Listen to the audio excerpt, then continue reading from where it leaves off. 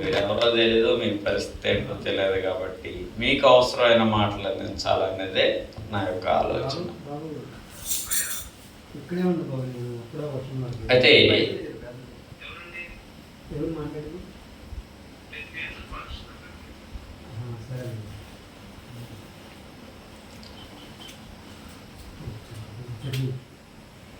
పరిశుద్ధ గ్రంథంలోంచి ఇర్మియా గ్రంథము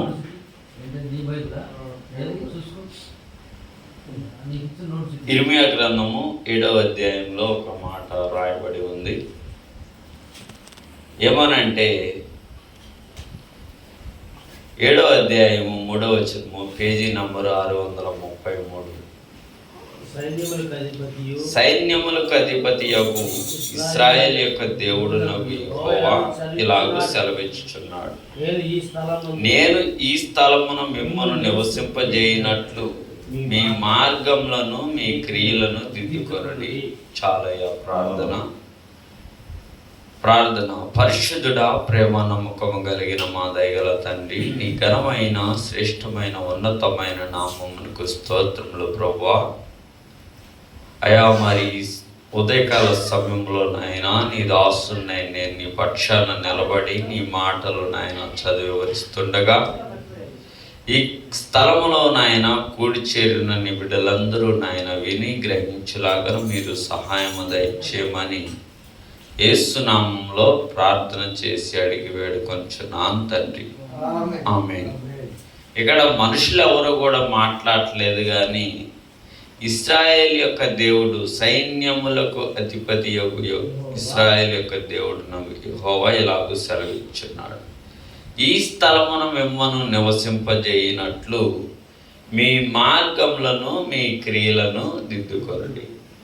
అంటే మనది దైవస్వరూపి అనగా ఏంటంటే, చాలామంది చాలా సహవాసాల్లో దైవస్వరూపి అని చెప్పుకుంటూనే దాన్ని అనేక విధాలుగా వాడుకుంటూ ఉన్నారు. దైవస్వరూపి సహవాసంలో మొట్టమొదటిగా ఏంటంటే దిద్దుబాటు అనే ఒక ప్రార్థన అనేది ఉంటుంది. చెప్పడానికి అనేక బోధల గురించి గొప్పగా చాలా విలువగా దేవుడి గురించి వివరిస్తారు, కానీ దిద్దుబాటు అంటే చెప్పలేరు. అలాగే నేను మీ లెక్కనే ఉన్నప్పుడు మందిరానికి వెళ్ళేవాడిని, చేసే మందిరానికి. నేను ఒకానొక రోజున మా ఊర్లో, మా విలేజ్లో కొంతమంది ఆయా సమస్యల్లో ఉన్నవారు దైవస్వరూపి ప్రార్థనకి వస్తూ ఉన్నారు. నేను చేసే మందిరానికి వెళ్తూ అయ్యగారిని అడిగాను, మా దగ్గర ఉన్న అయ్యగారిని నేను అడిగాను, అయ్యా దిద్దుబాటు అంటే ఏంటయ్యా అని చెప్పి అడిగినప్పుడు ఆయన నాకెళ్ళి చూసి నవ్వుకొని ఏమీ లేదు అన్నట్లుగా నాకు అసలు ఏ విషయం కూడా చెప్పలేదు. కానీ వెళ్తున్న విశ్వాసులు దేవుని మందిరానికి వచ్చి స్వస్థత పొందుకున్నవారు, మేలు పొందుకున్నవారు చెప్పిన మాట ఏంటంటే, అయ్యా మరి నువ్వు బాప్తిస్మం అయితే తీసుకున్నావు, కానీ ఇక్కడ వెళ్తూ ఉండగా నీ పాపాలు ఎవరు క్షమించారని చెప్పేసి నువ్వు పాపక్షమాపణ అంటే బాప్తిస్మం తీసుకున్నావు అని అడిగాడు.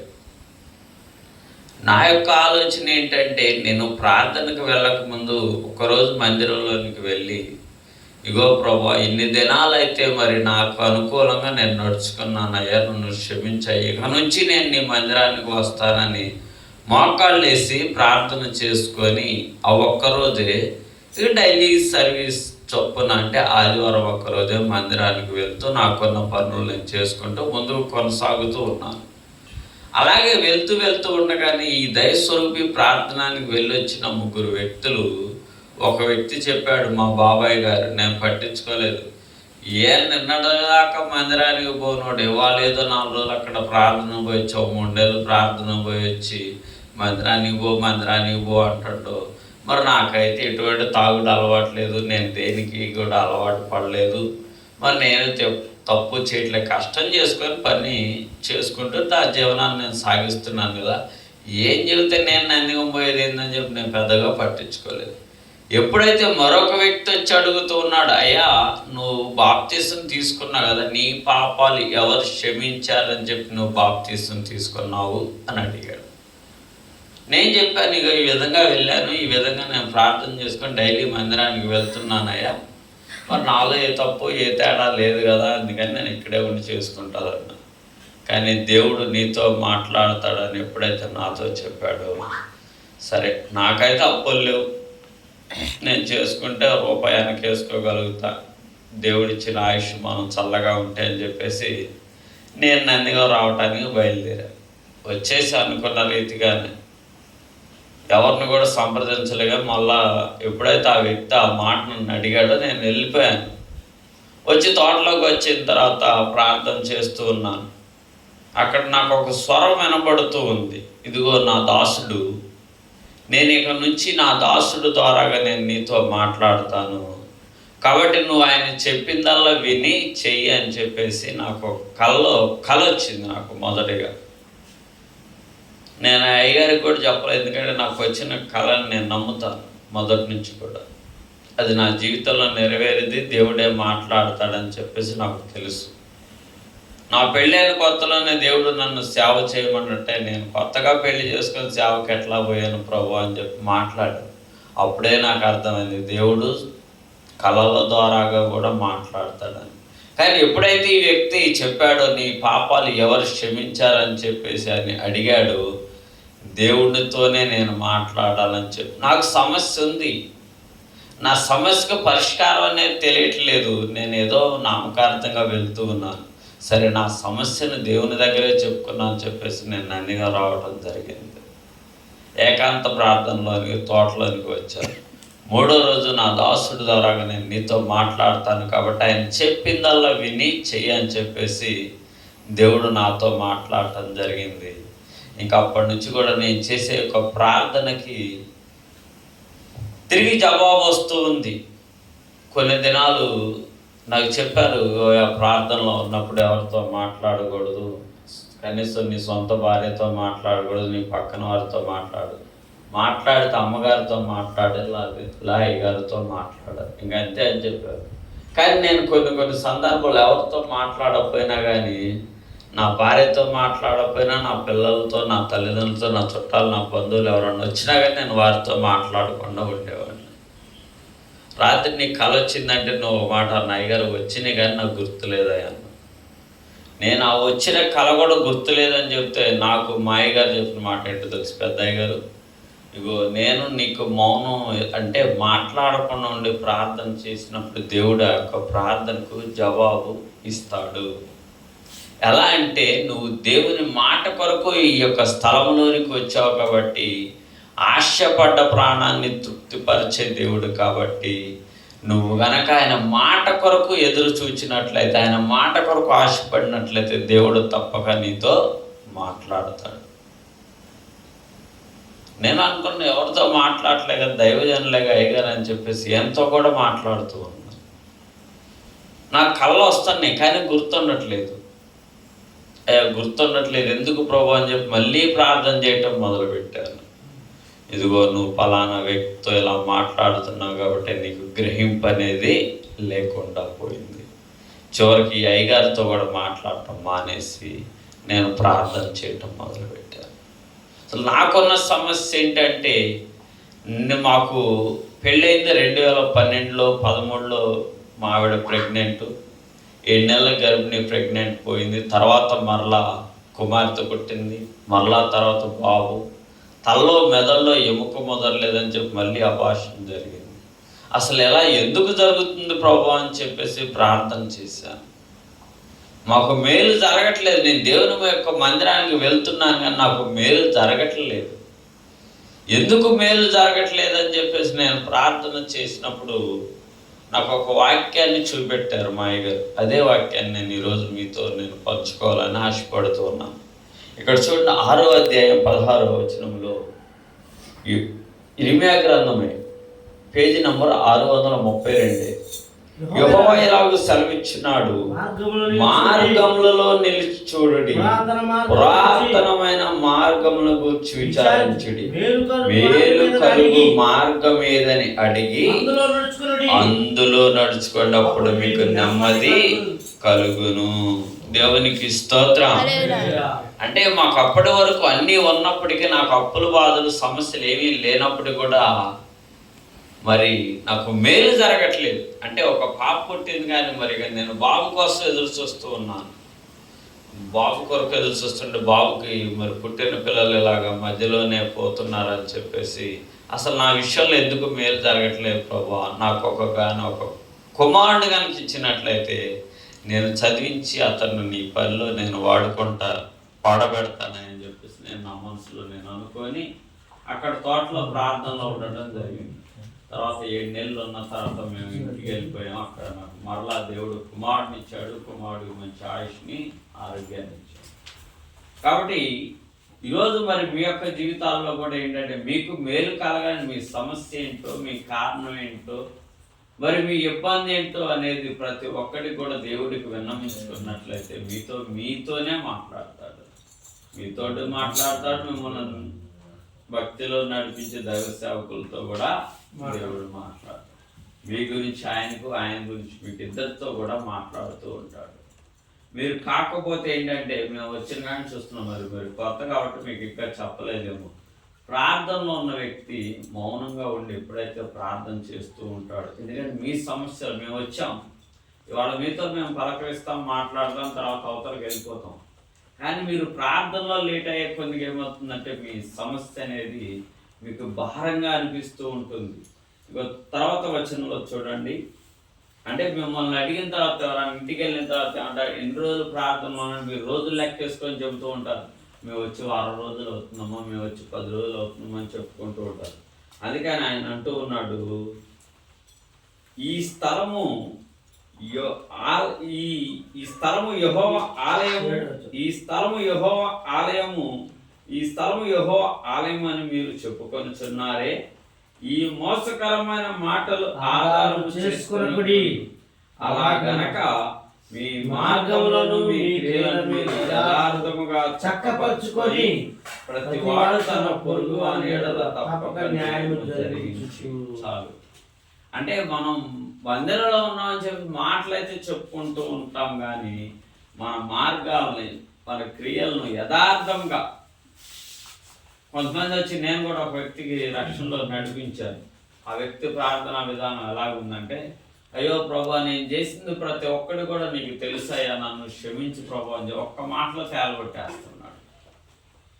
కానీ బాప్తిసం ఇచ్చి యోహాను దగ్గరకు వచ్చేసరికి వారు చేసిన పాపాన్ని బట్టి, ఇదిగో ఒక గొర్రెను దొంగలించానయ్యా, లేదా పరస్త్రీని నేను ఈ విధంగా మరి మోహించానయ్యా, మరి పొరుగువాడి పొలాన్ని నేను ఇలా దొంగలించానని చెప్పి ప్రతి ఒక్క పాపాన్ని కూడా ఒప్పుకుంటూ మరి బాప్తిసం ఇచ్చి యోహాను దగ్గరకు వచ్చి వారందరూ కూడా తమ తమ పాపాలు ఒప్పుకొనుచు యోర్దాను నదిలో బాప్తిసం తీసుకున్నట్లుగా మనం లేఖనాల్లో చూస్తూ ఉన్నాం.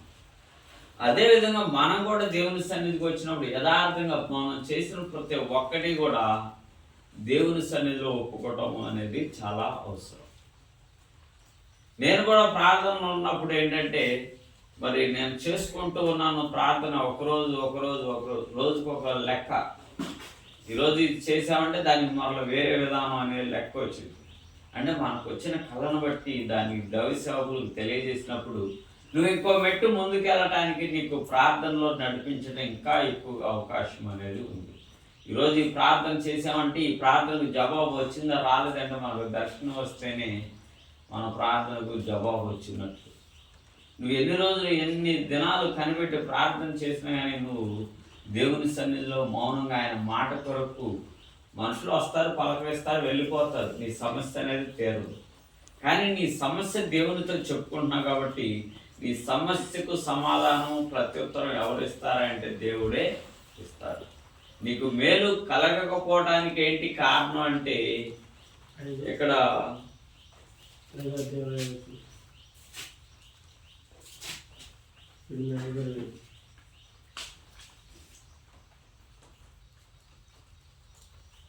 5వ అధ్యాయము 25వ వచనంలో, మీ దోషములు వాటి క్రమమును తప్పించును, మీకు మేలుకు కలగకుండానట్లు మీ పాపములే కారణం.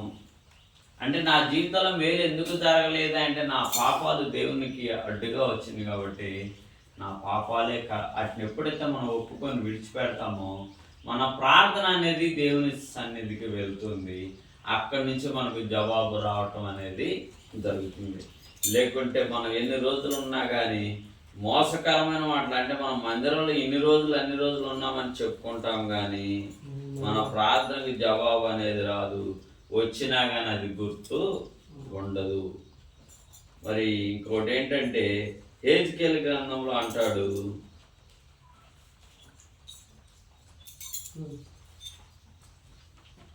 18వ అధ్యాయము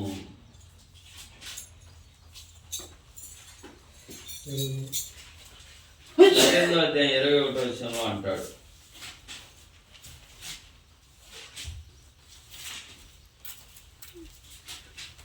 పేజీ నంబర్ 700 పాత నిబంధన గ్రంథము. అయితే దుష్టుడు తాను చేసిన పాపములన్నిటిని విడిచి నా కట్టడలన్నిటిని అనుసరించి నీతిని అనుసరించి న్యాయము జరిగించిన యెడల అతడు మరణము నొందడు, అవశ్యముగా అతడు బ్రతుకును. దేవునికి స్తోత్రం. ఇప్పుడు కారణం ఏంటంటే ఒక మరణంలో ఉన్న వ్యక్తి అయినప్పటికి కూడా తన చేసిన పాపాలన్నీ కూడా విడిచిపెట్టి ఆయన కట్టడలను గనక అనుసరించి నడుచుకున్నట్లయితే మరణ స్థితిలో ఉన్న వ్యక్తి కూడా మరణాన్ని జయించగలిగి బ్రతుకుతాడంట. ఎందుకంటే అలా బ్రతకడం వల్ల దేవునికి ఉపయోగం ఏంటని చెప్పి మీరు అనుకోవచ్చు. ఎందుకంటే అలా బ్రతకటం అనేది దేవుని యొక్క చిత్తం, దేవునికి ఇష్టం. కాబట్టి ఆయన అంటూ ఉన్నాడు ఏమంటే 23వ వచనం, దుష్టులు మరణం నందుడు చేత నాకేమాత్రమైన సంతోషం కలుగునా, వారు తమ ప్రవర్తనను దిద్దుకొని బ్రతుకుటే నాకు సంతోషము. ఇది ఏ ప్రభువు యెహోవాకు. దేవునికి స్తోత్రం. మనం మరణించటం వల్ల దేవునికి సంతోషం లేదంట, కానీ మనం మన పాపములు ఒప్పుకొని మరి మన క్రియలను దిద్దుకొని ప్రవర్తన కనుక దిద్దుకొని కనుక దేవుని సన్నిధిలో కనుక మనం జీవించినట్లయితే ఆయన కట్టడలను అనుసరించి అందును బట్టి దేవునికి సంతోషం అనేది కలిగిందంట. కాబట్టి ప్రేమ యొక్క దేవుని బిడ్డలారా, అసలు యేసు ప్రభువారు, ఇది పాత నిబంధనలో ఉన్న మాట అయితే, అసలు యేసు ప్రభువారు ఈ భూలోకానికి ఎందుకు వచ్చారు అంటే, మరి లూకా సువార్తలో 19వ అధ్యాయంలో ఒక మాట ఉంటుంది, నశించిన దాన్ని వెదక రక్షించుటకు. ఇక్కడ జక్కీ అనే వ్యక్తి ఉన్నాడు. ఆ వ్యక్తిని గురించి దేవుడు మాట్లాడుతూ ఉన్నాడు. నశించిన దాన్ని వెదికి రక్షించడకు మనిషి కుమారుడు వచ్చినని చెప్పాను. మరి ఆయన వచ్చింది ఎందుకు ఈ భూలోకానికి అంటే, నశించిపోతున్న వారిని వెతికి రక్షించడానికి ఆయన భూలోకానికి వచ్చాడు. కాబట్టి ప్రేమని యొక్క దేవుని బిడ్డలారా, మరి అదే విధముగా లూకా యోహాను రాసిన సువార్తలో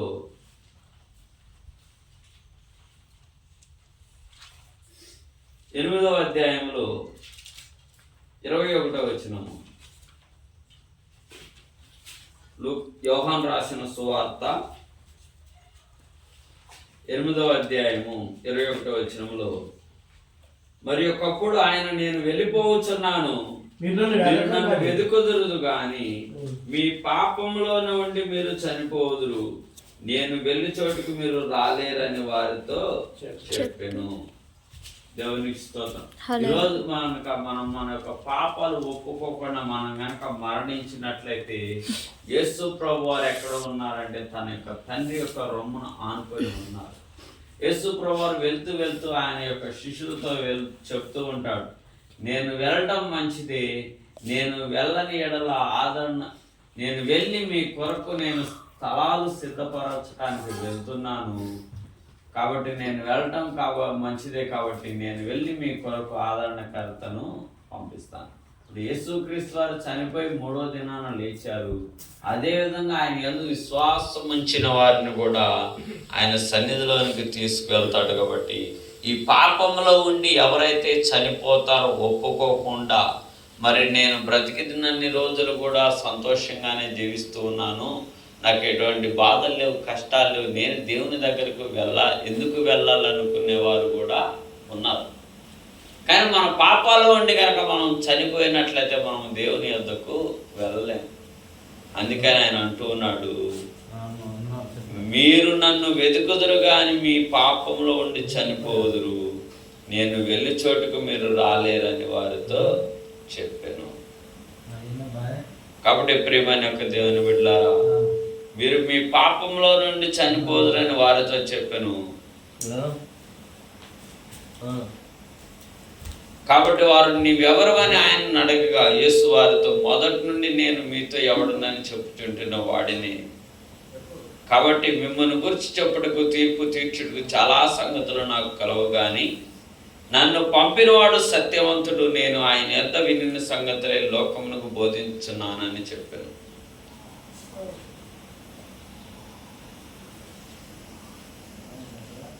కాబట్టి 29 అంటూ అన్నాడు, నన్ను పంపినవాడు నాకు తోడై ఉన్నాడు, ఆయనకి ఇష్టమైన కార్యము నేను ఎల్లప్పుడూ చేయదును గనుక ఆయన నన్ను ఒంటరిగా విడిచిపెట్టలేదని చెప్పాను.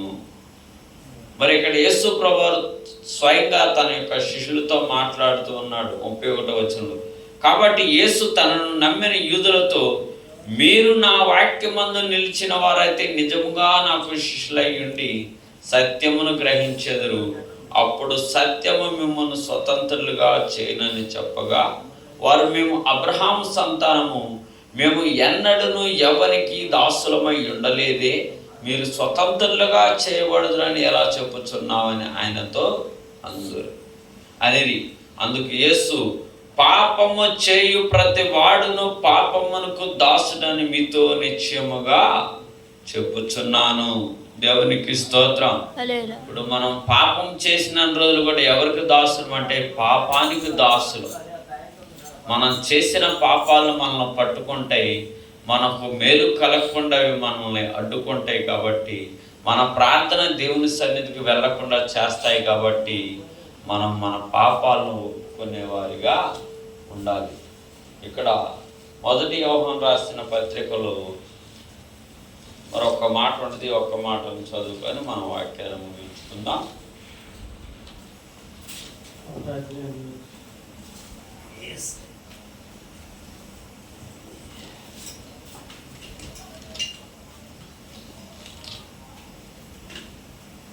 యోహాను రాసిన మొదటి పత్రిక పేజీ నంబర్ వచ్చేసి 221.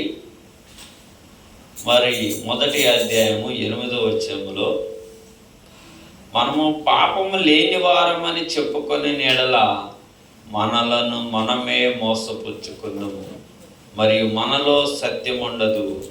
మన పాపములు మనం ఒప్పుకొని ఎడల ఆయన నమ్మదగిన వాడును నీతిమంతుడును గనుక ఆయన మన పాపములు క్షమించి సమస్త దుర్నీతి నుండి మనల్ని పవిత్రులుగా చేయును.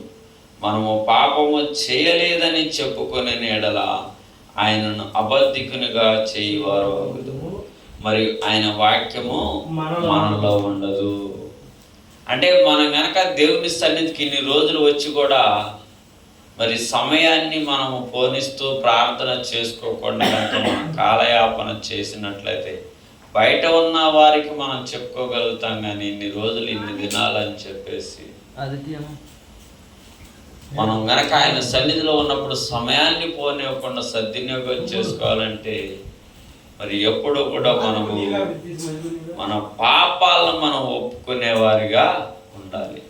కొంతమంది దేవుని సన్నిధిలోకి వచ్చి, అమ్మో నేను నోరు తెరిచి ప్రార్థన చేస్తే అయ్యో నేను ఆ పాపం చేసా ఈ పాపం చేశానని చెప్పేసి మరి భయపడుతూ, రెండోది వీరేమన్నా అనుకుంటారేమో అని చెప్పేసి ఆలోచన కలిగి నోరు తెరిచి ప్రార్థన చేయకుండా మౌనంగా సమయాన్ని వృధా చేసుకుంటూ ఉంటారు.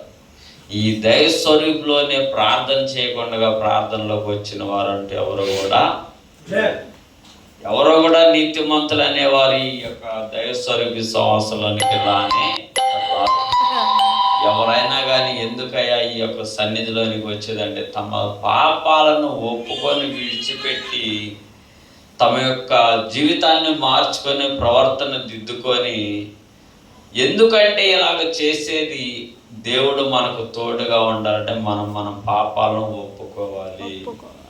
అలా ఒప్పుకున్నప్పుడే సత్యవంతుడు న్యాయవంతుడైన దేవుడు మనకు తోడుగా ఉండి మనం ఏదైనా ఒక పని మీద వెళ్తున్నప్పుడు, దేవా నేను ఈ పని మీద వెళ్తున్నానయ్యా, మరి నాకు ఈ పనిలో నువ్వు తోడుగా ఉండి, నువ్వు ఒంటరిగా ఉండి ప్రార్థన చేసినా కానీ వెంటనే నీ దేవుడు నీ ప్రార్థన ఆలకించి నువ్వు వెళ్ళే ప్రతి ఒక్క పనిలో కూడా తోడుగా ఉండి నీ పని సఫలం చేస్తాడు. నువ్వు పని చేసుకునే వ్యక్తి అయితే ఆ విధంగా, సేవకుడు అయితే వేరే వారి పట్ల కార్యం జరగాలంటే ఆయన యొక్క సన్నిధిలో దైవ సేవకులు కూడా అదేవిధంగా ప్రార్థన చేసి మరి ఆ విధంగా మిమ్మల్ని నడిపిస్తున్న వారు చేయకుండా అయితే ఈ ప్రార్థన మీకు చేపారు కాబట్టి మీరు భయపడాల్సిన పని లేదు. అలాగే నేను కూడా దేవుని సన్నిధిలో ఉన్నప్పుడు ప్రతి ఒక్క పాపాన్ని గురించి కూడా నేను ఒప్పుకున్నాను.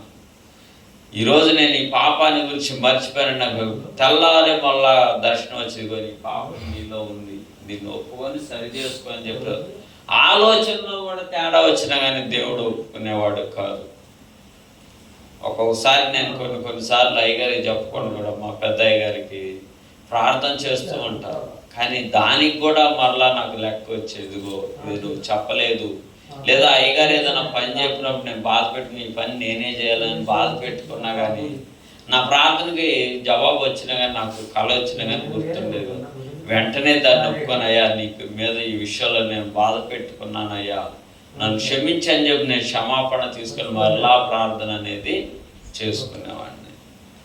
ఎందుకంటే మత్తయి సువార్తలో ఒక మాట ఉంటుంది, నువ్వు బలిపీఠం మీద అర్పణ అర్పించుండగా నీ సహోదరుని మీద విరోధమైన భావం ఏమైనా కలదని నీ జ్ఞాపకం వచ్చినట్లా నీ అర్పణ అక్కడ విడిచిపెట్టి నువ్వు మొదటగా వెళ్ళి అతనితో సమాధానం పడము, మరలా వచ్చి నీ అర్పణ అనేది అర్పించు. అంటే మనకు ఎవరి మీద కోపం ఉన్నా ద్వేషం ఉన్నా కానీ చెప్పేసి వారిని గురించి కూడా ఇక్కడ ఒప్పుకోవాలి. ఇదిగో నేను పలానా వాళ్ళని ఇలా మాట్లాడాను, దూషించాను, తిట్టాను, పలానా వ్యక్తిని ఇలా అవమానించాను, లేదా సూటిబొడ్డు మాటలతో ఇలా మాట్లాడాను, నేను ఇలా త్రాగాను, నీ సన్నిధి నీ దేహాన్ని ఆయన పాడు చేశానని చెప్పేసి మనం ఎప్పుడైతే పాపం సహోదరు పొద్దున ఒక మాట అన్నాడు, నాకు గుర్తొచ్చింది, నాలో ఒకటే తేడా ఉందని.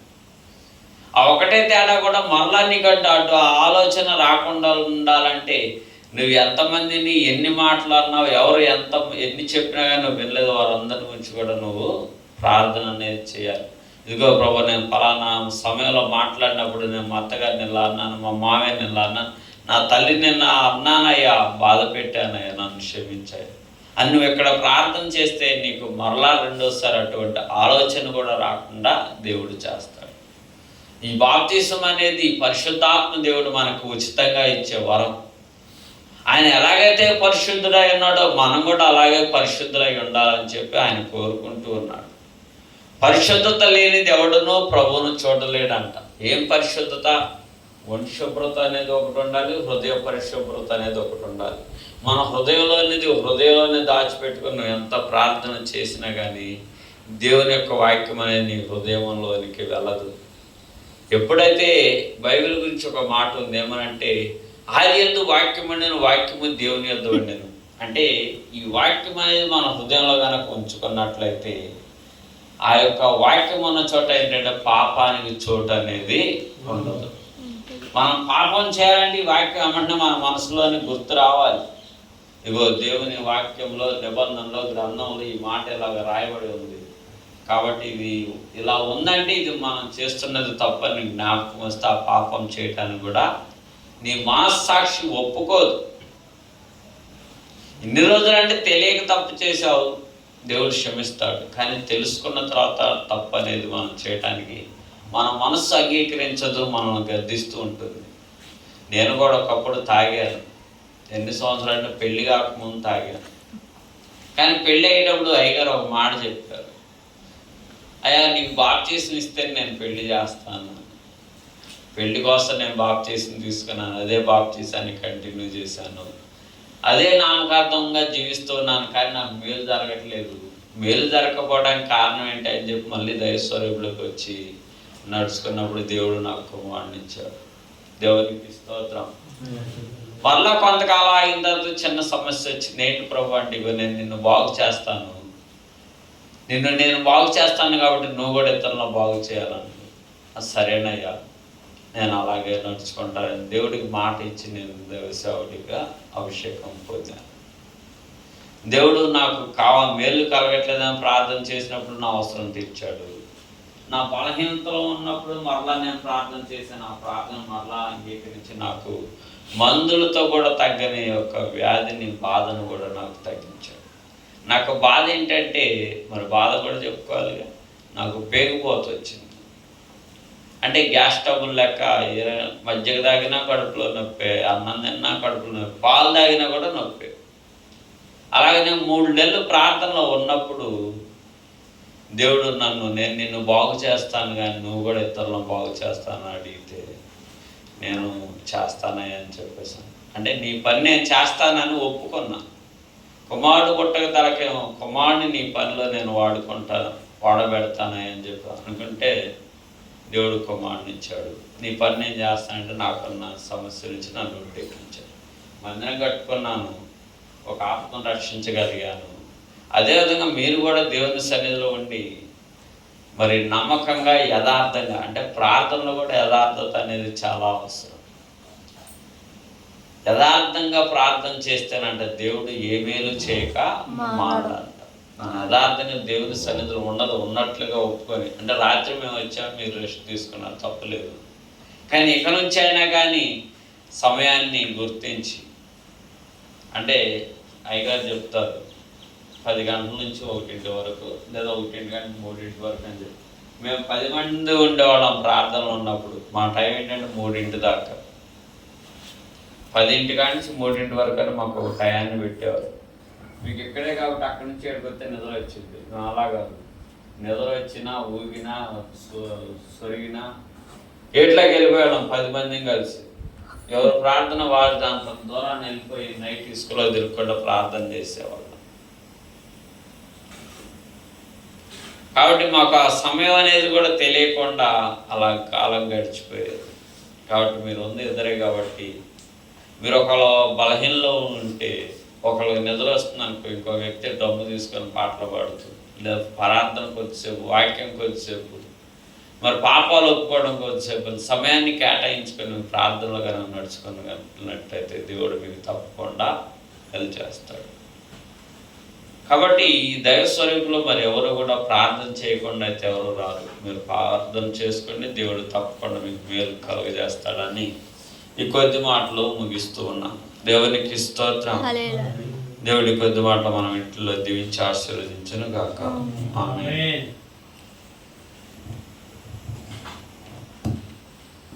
ప్రార్థన. పరిశుద్ధుడా, ప్రేమ నమ్మకం కలిగిన మా దైవ తండ్రి, నీ ఘనమైన, శ్రేష్టమైన, ఉన్నతమైన నామముకు స్తుతులు, స్తోత్రాలు, వందనాలు, కృతజ్ఞతలు నాయన.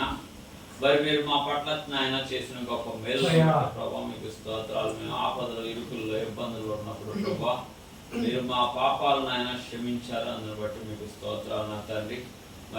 నాయన శ్రామ్ గారి దగ్గర నా తండ్రి ప్రార్థన ఉన్న బిడ్డలు మా నాయన మరి మీరు జ్ఞాపకం చేసుకోండి.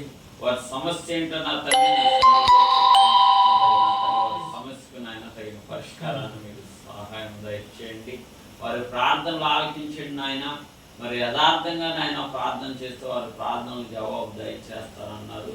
అందుని బట్టి స్తోత్రాలు నా తండ్రి. వారు ప్రార్థన చేస్తున్న తండ్రి గ్రహింపులు కోల్పోయారన్నారు ప్రభా. ఎవరికైనా నాయన గ్రహింపు లేనప్పుడు నా తండ్రి నువ్వు వెలిగితే అది ఇస్తానంటూ ఉన్నారు ప్రభా. నా తండ్రి మరి నీ బిడ్డకు నాయన నీ మాటలు విని గ్రహించే జ్ఞానాన్ని గ్రహింపున్న తండ్రి నీ బిడ్డకు నాయన మీరే దయచేయమని యేసు నామములో ప్రార్థిస్తూ అడిగి వేడుకుంటున్నాం తండ్రి.